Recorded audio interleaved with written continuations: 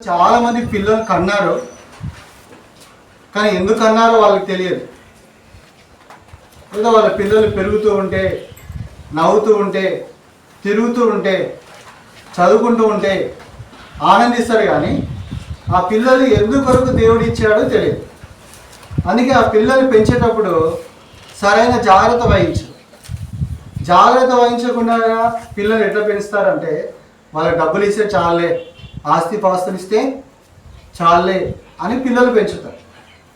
అయితే ఆ పిల్లలు దేవుని దయ పొందకపోతే ఈ లోకంలో వాళ్ళ జీవిత యాత్ర ముగించాల్సిన సమయం కంటే ముందే ముగించేస్తారు.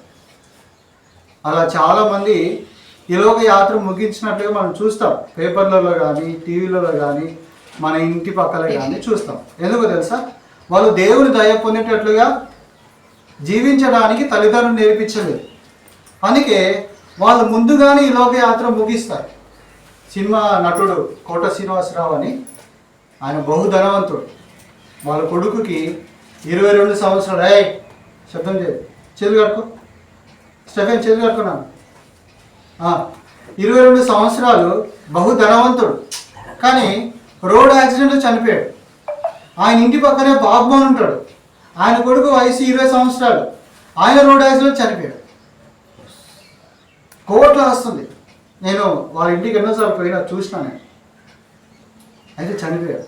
ఎందుకు అలా చనిపోయారు అంటే, వాళ్ళు దేవుని దయ పొందేటట్లుగా తల్లిదండ్రులు పెంచలేదు కాబట్టి వాళ్ళ జీవితం ముగింపు కంటే ముందుగానే చనిపోయారు.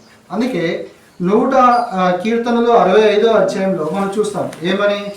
కీర్తనలు 65వ అధ్యాయం 11వ వచనంలో, సంవత్సరమును నీ దయా కిరీటమును ధరింపజేసి ఉన్నావు. అంటే పిల్లల్ని దేవుని దయ పొందేటట్లుగా మనం పెంచకపోతే వాళ్ళు దేవుని దయ పొందకుండా ఆ సంవత్సరంలోనే ముగించబడతారు. ఇప్పుడు మోషే, ఆ అబ్బాయి 7 సంవత్సరాలు దేవుని దయ పొందాడు. అందుకే దేవుడు మరోసారి దయా కిరీటాన్ని ధరింపజేశాడు. అందుకే ఈ సంవత్సరంలో ప్రవేశించబడ్డాడు. అలాగా ఈ పిల్లలు జీవితాంతం వాళ్ళు ఏం కావాలంటే దేవుని దయ పొందేటట్లుగా మనం పెంచాలి. దేవుని దయ పొందేటట్టుగా మాత్రమే కాదు, కానీ వీళ్ళు దీవించబడేటట్టుగా పెంచాలి. ఇప్పుడు దీవించబడేటట్టుగా పెంచాలంటే నువ్వు 50 కోట్లు ఆశించినావు అనుకో, వాడు ఏం దీవించబడ్డాడు? ఏం చేస్తే దీవించబడతాడు, ఏం చేస్తే వాడు ఆశీర్వదించబడతాడు అనేది చాలా ప్రాముఖ్యమైన విషయం. బైబిల్లో రాస్తుంది, బాలుడు నడవలసిన మార్గం వానికి బోధించుము, వాడు పెద్దవాడైనప్పుడు తప్పిపోవడం. అంటే పిల్లలు నడవలసిన మార్గాన్ని వాళ్ళకి బోధించాలి. మనం ఏమేమి బోధిస్తాం తెలుసా? లోకంలో ఇట్లా బ్రతకాలరా, అట్లా బ్రతకాలరా, వీని అట్లా పిలువురా, వాని అట్లా పిలువురా, వీని ఇలా అనరా, వాని అలా అనరా, ఇలా పెంచుతాం మనం. ఇవి నేర్పిస్తాం కాబట్టి వాళ్ళు అట్లనే నేర్చుకుంటారు, అట్లనే జీవిస్తారు. అయితే వాళ్ళు అలా నేర్చుకోవడం ద్వారా వాళ్ళు దీవించబడే దానికంటే ఎక్కువ కష్టాలు పాలవుతారు, బాధలు పాలవుతారు. ఎందుకంటే వాళ్ళు పెరిగిన తర్వాత వాళ్ళకి ఆ విషయాలు తెలియదు కాబట్టి చాలా కష్టాలు వస్తాయి వాళ్ళ జీవితంలో. అప్పుడు వాళ్ళు ఏమైనా ఆలోచిస్తారంటే, ఈ జీవితం ఎందుకు అనే ఆలోచన వస్తుంది పెద్దగా అయిన తర్వాత. ఒకవేళ వాళ్ళకి మన దేవుని ఎందుకు భయభక్తులు నేర్పిస్తే వాళ్ళ జీవితాల్లో కష్టాలనేవి, బాధలనేవి, ఇబ్బందులనేవి, శ్రమలనేవి లేకుండా వాళ్ళు దేవుని ద్వారా దీవించేటట్లుగా జీవిస్తారు. బైబిల్లో ఇశ్రాయేలీల ప్రజలు ఉన్నారు. వాళ్ళు అరణ్యంలో 40 సంవత్సరాలు నడిచారు. నడిచిన తర్వాత వాళ్ళందరూ అరణ్యంలో రాలిపోయారు. ఎందుకు రాలిపోయారు? వాళ్ళు ఎలా బ్రతకాలో నేర్చుకోలేదు దేవుని దగ్గర. వాళ్ళు ఎలా బ్రతకాలో దేవుని దగ్గర నేర్చుకోలేదు కాబట్టి వాళ్ళందరూ రాలిపోయారు. సరే, వాళ్ళందరూ రాలిపోయారు. వాళ్ళు రాలిపోయిన తర్వాత వీళ్ళు కానాన్ దేశానికి వచ్చారు. కానాన్ దేశానికి వచ్చిన తర్వాత వీళ్ళైనా కష్టాలు పడకుండా బాగున్నారంటే బాగులేదు. చూడండి ఆ మాట చూడండి. న్యాయాధిపతులు 2వ అధ్యాయం. న్యాయాధిపతులు 2వ అధ్యాయం 10వ వచనం. న్యాయాధిపతులు 2వ అధ్యాయం 10వ వచనం నేను చదువుతాను, చూడండి. ఆ తరం వారందరూ తమ పితరుల యొద్దకు చేర్చబడి, వారి తర్వాత యెహోవానైనను ఆయన ఇశ్రాయేలీయుల కొరకు చేసిన కార్యములనైనను ఎరుగని తరం ఒకటి పుట్టగా. అంటే వీళ్ళు దేవునితో ఉన్న తల్లిదండ్రులకు పుట్టిన పిల్లలే కానీ ఆ తల్లిదండ్రులు కూడా దేవునిని నేర్చుకోలేదు, దేవుని యొక్క భయభక్తులు నేర్చుకోలేదు. అందుకే వాళ్ళందరూ అరణ్యంలో చచ్చిపోయారు. 6 లక్షల మంది చచ్చిపోయారు. ఇప్పుడు కనాన్లోనికి వచ్చిన వాళ్ళు ఎవరంటే వాళ్ళ పిల్లలు. ఆ పిల్లలకి దేవుడు అంటే తెలియదు, దేవుడు చేసిన కార్యం తెలియదు, దేవుడు అంటే భయభక్తులే తెలియదు. వాళ్ళకి తెలియనందువల్ల ఏమైంది చూడండి, నేను చదువుతాను 14-15 వచనాలు. కాబట్టి యెహోవా కోపాగ్ని ఇశ్రాయేలీయుల మీద మండెను, ఆయన దోచుకుని వారి చేతికి వారిని అప్పగించారు. ఎవరిని? ఆ పిల్లల్ని దోచుకునే వాళ్ళ చేతికి అప్పగించారు. ఇశ్రాయేలీయులు ఎంత జ్ఞానవంతులు అంటే భూమి మీద ఇప్పటివరకు వాళ్ళని ఓడించేటటువంటి మనుషులు లేరు. అయినా కూడా దేవుడిని ఎరగలేదు, దేవుని విషయాలు ఎరగలేదు, దేవుని మీద భయభక్తులు పిల్లలు నేర్చుకోలేదు కాబట్టి దేవుడే వాళ్ళని దోచుకునే వారి చేతికి అప్పగించాడు. తర్వాత ఆయన వారి చుట్టూనున్న వారి శత్రువుల చేతికి అప్పగించాడు. దోచుకునే వారికి శత్రువుల చేతికి. తర్వాత వాళ్ళు తమ శత్రువుల ఎదుట నిలవలేకుండా చేశాడు. అంత మాత్రమే కాదు, వారు పోయిన ప్రతి స్థలంలో వారికి బాధ కలుగు చేయుటకు యెహోవా వారికి శత్రువై మిక్కిలి విముఖుడై వారికి ఇబ్బంది కలుగు చేశాను. ఎందుకు కలుగు చేశాడంటే వాళ్ళు దేవునికి భయం కానీ దేవునిని నేర్చుకోవడం కానీ ఇవన్నీ చేయలేదు కాబట్టి, వాళ్ళ తల్లిదండ్రులు చేయలేదు, తర్వాత పిల్లలు నేర్చుకోలేదు కాబట్టి వాళ్ళ జీవితాల బాధలు, దుఃఖాలు, కష్టాలు దేవుడే వాళ్ళకి వ్యతిరేకంగా నిలబడ్డాడు. ఎందుకు నిలబడ్డాడంటే దేవుని యొక్క భయభక్తులు అనేది వాళ్ళకి నేర్పించారు. ఎప్పుడైతే తల్లిదండ్రులు నేర్చుకుంటారో అప్పుడు పిల్లలు నేర్పిస్తారు. అందుకే దేవుడు చెప్పాడు వాళ్ళకి, అరణ్యంలో వాళ్ళు తిరుగుతున్నప్పుడు 40 సంవత్సరాలు అరణ్యంలో తిరుగుతున్నప్పుడు వాళ్ళకి అక్కడ ఏం పని లేదు, అక్కడ వాళ్ళకి ఏం పని లేదు, ఏమి బాధలు లేవు, ఏమి దుఃఖం లేదు. దేవుడు చెప్పింది ఒకటి వింటూ ఉండాలి, అదే పని వాళ్ళకి. అక్కడ దేవుడు చెప్పాడు ఏమని? ద్వితీయోపదేశకాండం 6వ అధ్యాయం 4 నుంచి కొన్ని వచనాలు నేను చదువుతాను చూడండి. ఇశ్రాయేలు వినుము, మన దేవుడైన యెహోవా అద్వితీయుడగు యెహోవా, నీ పూర్ణ హృదయంతోను, నీ పూర్ణ ఆత్మతోను, నీ పూర్ణ శక్తితోను నీ దేవుడైన యెహోవాను ప్రేమింపవలెను. ఇది దేవుడు తల్లిదండ్రులకు చెప్పిన మాట. ఏమేం చేయాలి? పూర్ణ శక్తితో, పూర్ణ బలముతో, పూర్ణ విధేయతతో దేవుని ప్రేమించాలి తల్లిదండ్రులు. అలా ప్రేమించడం నేర్చుకున్న తల్లిదండ్రులు ఏం చేయాలంటే పిల్లలు నేర్పించారు. కింద చదువుతాను చూడండి. నేను నీకు ఆజ్ఞాపించి ఈ మాటలు నీ హృదయంలో ఉండవలేను, నీవు నీ కుమారులకు వాటిని అభ్యసింపజేయాలంటే దిద్దిపియాలి. అలా దిద్దిపియాలి వాళ్ళకి. అని దిద్దిపియాలంటే ఎప్పుడెప్పుడు దిద్దిపియాలి, ఎప్పుడెప్పుడు నేర్పించాలంటే నువ్వు కూర్చుండినప్పుడును, త్రోవను నడుచున్నప్పుడును, మాట్లాడదు, పండుకొనున్నప్పుడును, తర్వాత నీవు త్రోవను వెళ్ళినప్పుడును అవన్నీ నేర్పించాలి.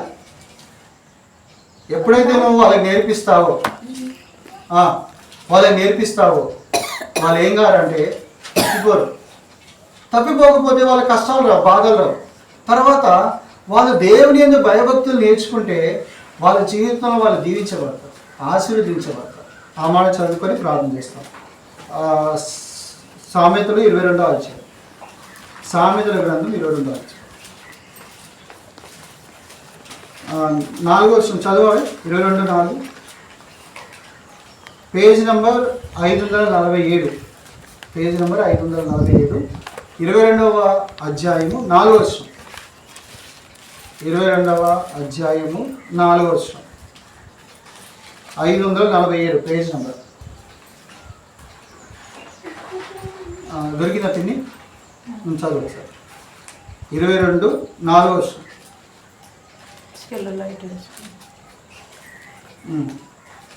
కనబడుతుందా? సరే నేను చదువుతాను చూడండి.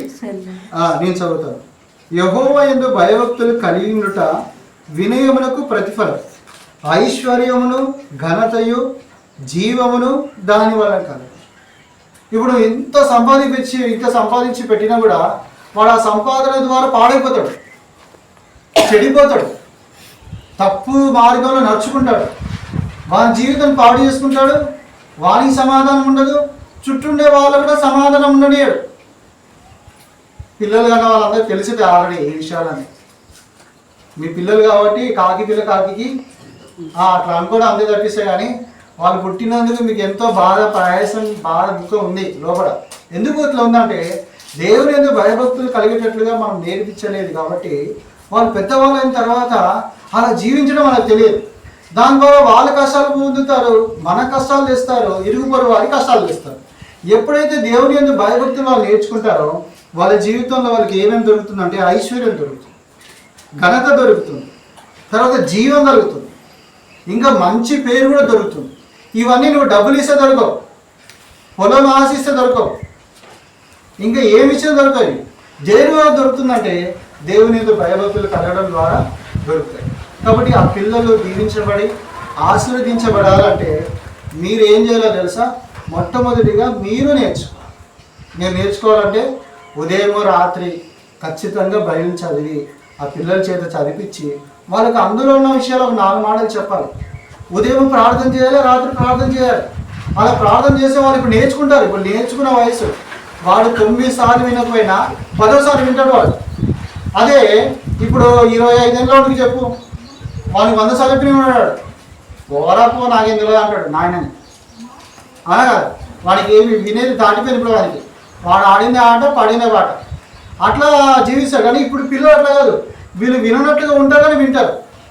ఇప్పుడు నువ్వు జాగ్రత్తగా నేర్పిస్తే రేపు పొద్దున నువ్వు వాళ్ళకి ఏమి ఇయ్యకు, ఇల్లు ఇయ్యకు, ఆస్తి ఇయ్యకు, ఏమి ఇయ్యకు, వాళ్ళు దీవించబడి అనేకులు దీవెనకరంగా ఉంటారు. అయితే దేవుడు పిల్లలు ఎందుకు ఇచ్చాడంటే, నీకు బహుమతులు ఎందుకు ఇచ్చాడంటే నువ్వు సంతోషించాలి, ఆ పిల్లల ద్వారా దేవునికి సంతోషం కూడా తీసుకురావాలి. అట్లు మోషే తన 7 సంవత్సరాల జీవితాన్ని దేవుడు కాపాడి ఈ సంవత్సరం కూడా దయా కిరీటాన్ని ఇచ్చాడు. ఇంకా మిగిలిన సంవత్సరాల జీవితం అంతా కూడా దేవుని దయ పొంది వాడు భూలోకంలో దీవించబడేటట్లుగా మనం వాడి పడి ప్రార్థన చేస్తాం. అయితే ముఖ్యంగా తల్లిదండ్రులుగా మనం ఏం గుర్తుపెట్టుకోవాలంటే ఫస్ట్ మనం చేయాలి, పిల్లలకు నేర్పించాలి. నువ్వు స్కూల్కి వెళ్తే వాడికి దేవుని భయభక్తులు రావు, వివేకం వస్తుంది. అంటే పెన్ను ఎక్కడ పెట్టాలి, గిన్నె ఎక్కడ పెట్టాలి, సబ్బు ఎక్కడ పెట్టాలి అనే వివేకం వస్తుంది స్కూల్కి వెళ్తే. కానీ భయభక్తులు ఎక్కడికి వస్తాయంటే దేవుని దగ్గరికి వస్తూనే వస్తాయి. అలా ఫస్ట్ మొట్టమొదటిగా మీరు ఇంట్లో దేవుని యొక్క భయభక్తులు కలిగి ఉండి పిల్లలు నేర్పించాలి. పిల్లలు నేర్పించి మీరు ప్రతి ఆదివారం ఎన్ని పనులు నా దేవుని మందిరాన్ని తీసుకురండి. మీరు పనులు పక్కన పెట్టుకుని దేవుని మందిరం తీసుకొస్తే వాళ్ళు నేర్చుకుంటారు. దేవుని మందిరంలో నేర్చుకొని వాళ్ళు తప్పిపోకుండా ఈ లోకంలో జీవిస్తారు. ఆ మాట చదువు కింద చదువుతాను చూడండి, 22వ అధ్యాయం 6వ వచనం. బాలుడు నడవలసిన త్రోవను వానికి నేర్పుము, వాడు పెద్దవాడైనప్పుడు దాని నుండి చూడు. ఎప్పుడు తొలిగిపోడట? పెద్దవాడైనప్పుడు. కింద రాస్తుంది ముసలోడైనప్పుడు, వృద్ధుడైనప్పుడు తొలిగిపోడు. అంటే వాడు పెద్దవాడైన తర్వాత తొలగిపోయే అవకాశాలు చాలా ఉంటాయి. వయసు వచ్చేసరికి లోకంలో ఉన్న కోరికలన్నీ లాగుతుంటాయి, వానికి అవన్నీ లాగుతుంటాయి. వాడి ద్వారా నీ మాట నీడు పాడైపోతాడు. అప్పుడు నీకు ఎందుకు దుఃఖం? సరిగా పెంచలేదు కాబట్టి. అయితే సరిగా పెంచాలంటే ఫస్ట్ మనం కుటుంబంగా దేవుని భయభక్తులు కలిగి మనం నేర్చుకొని పిల్లలు నేర్పించాలి. పొద్దున లేచిన ప్రార్థన, రాత్రి ప్రార్థన. ఒక అధ్యాయం చదివి వినిపించాలి, వాడికి అర్థం కాదు. వాడు విన్నాడు, ఏడాడి ఊరికి చెప్తూ ఉంటాడు, అయినా చెప్పాలి, నువ్వు నేర్చుకుంటాడు వాడు. తర్వాత ప్రతి ఆదివారం నువ్వు క్రమం తప్పకుండా మందిరానికి తీసుకుని వెళ్ళడం, దేవుని మాటలు వాళ్ళకి వినిపించడం, సండే స్కూల్కి పంపించడం, ఒక క్రమాన్ని పద్ధతిగా కూర్చోబెట్టడం, దేవుని మందిరంలో ప్రార్థన చేయడం, దేవుని మందిరంలో పనులు చేయడం వాళ్ళకి నేర్పిస్తే వాళ్ళ భవిష్యత్తులో బాగా దీవించాలి. అట్లా మోసే జీవితాన్ని దేవుని దీవించాలని, ఆశీర్వదించాలని తల్లిదండ్రులుగా మీరు ముఖ్యంగా పాస్టర్లు మేమందరైన వాక్యం నిమిత్తం ప్రార్థన చేసిన అయిపోయింది. తల్లిదండ్రులుగా మీరు ఎక్కువ బాగుంటుంది. మీకు విస్తారంగా పనులు ఉంటే ఫస్ట్ పనులు పక్కన పెట్టారు. హైదరాబాద్లో ఒక ఆయన బ్యాంక్ మేనేజర్, ఆయన జీతం ₹1,00,000. వాళ్ళ భార్య టీచర్, ఆమె మామూలు టీచర్ కదా, ఆమె జీతమే 60,000. ఆయన పిల్లలు పుట్టినంటే ఏం చేసింది తెలుసా? భార్యని డ్యూటీ మానేపించేసి ఆయన ఒక్కడే డ్యూటీ చేసి 60,000 జీతం వద్దనుకుంటారు ఎవరైనా? అయితే వాళ్ళ తల్లి ఆ పిల్లలకి అన్నీ నేర్పించింది. వాళ్ళు ఇప్పుడు వాళ్ళ వయసు ఎంత అంటే 50 ఏళ్ళు. ఆ పిల్లల వయసు 50 ఏళ్ళు. మొన్న కరోనాలో వాళ్ళ నాన్న చచ్చిపోతే వచ్చి ఆయన నాతో మాట్లాడుతున్నాడు. ఎట్లా మాట్లాడుతున్నాడు అంటే అసలుకి ఇంత అమెరికాలో ఉంటాడు వాళ్ళు. అమెరికాలో నెలకి 6 లక్షల జీతం, తిండి ఇవన్నీ పోనీ 6 లక్షల జీతం వాళ్ళు. వీళ్ళకి వచ్చి అశోక్ గారు, మా నాన్నగారు చనిపోయారండి, మీరు కొంచెం మాకు సాయం చేస్తారా దయచేసి అంటున్నాడు. అంటే తల్లిదండ్రులు నేర్పించారు ఆ పిల్లలు అంత బాగా దీనంగా మాట్లాడడము, ఎంతో ప్రేమగా ఉండడం, తగ్గించుకోవడము, అట్లా ఉన్నారు. ఇప్పుడు అదే మన పిల్లల్ని చూసి అట్లా లేరు, మనం చూసి అట్లా లేవు. ఎందుకు తెలుసా? మనం నేర్చుకోలేదు దేవుని దగ్గర, అలా జీవించలేదు, మన పిల్లలకు అలా నేర్పించలేదు. బట్టి వాళ్ళు అలానే, వాళ్ళు చర్చికి రావచ్చేమో కానీ వాళ్ళ కరుగుదనం పోలేదు, ఆ సున్నితత్వం రాలేదు, పెద్దలేడలా మర్యాద లేదు, పెద్దలకు లోబడే స్వభావం లేదు. కానీ అందరు చర్చిపోతారు. ఏం నేర్చుకున్నారు? ఏమీ నేర్చుకోలేదు. అట్లా మీరు కుటుంబంగా ఫస్ట్ మీరు దేవుని మీద భయభక్తులు కలిగి మీరు ప్రార్థన చేయండి. ఇంట్లో పొద్దున సాయంత్రం ఆదివారం చర్చికి వెళ్ళాలి. చర్చిలో పనులు ఉంటే పిల్లలతో పనులు చేయించండి, వాళ్ళు నేర్చుకుంటారు. ఆ సండే స్కూల్కి నేర్పించాలి. పెద్దలకి ఇట్లా మాట్లాడొద్దురా అని చెప్పాలి. మాట్లాడేటప్పుడు ఎవరితో ఎట్లా మాట్లాడాలో చెప్పాలి. పిల్లలు కదా అని అట్లా వదిలేదు. మా అల్లుడి వయసు, పెద్ద అల్లుడి వయసు 8 సంవత్సరాలు. వాడు కూడా వాడు ఫోన్ చేసి మా భార్యతో మాట్లాడుతున్నా, బాగున్నావా, తిన్నావా అంటుండు. నేను ఫోన్ చేసి ఏమరా అంటున్నావు, అత్త అనాలి. ఒక్కసారి చెప్పినాను వాడికి, వాడు ఎప్పుడు ఫోన్ చేయాలి ఫస్ట్ అత్త, బాగున్నా, తిన్నావా, పడుకున్నావా, అత్త అత్త అనే మాట రాదని మాట్లాడు. అదే ఇప్పుడు మీ పిల్లలు చూడండి మాట్లాడుతుండే, వాడు ఏమని మాట్లాడతాడు, ఎవరితోనే మాట్లాడుతుండే. మనం నేర్పించాలి. ఎప్పుడైనా నేర్పిస్తామో వాళ్ళకి మనం ఏమి నేర్పిపోయినా వాళ్ళు దీవించబడతారు, ఆస్వాదించారు. అట్లా దేవుడు మోషేని దీవించి ఆస్వాదించినట్లుగా మనం ప్రార్థన చేస్తున్నాం.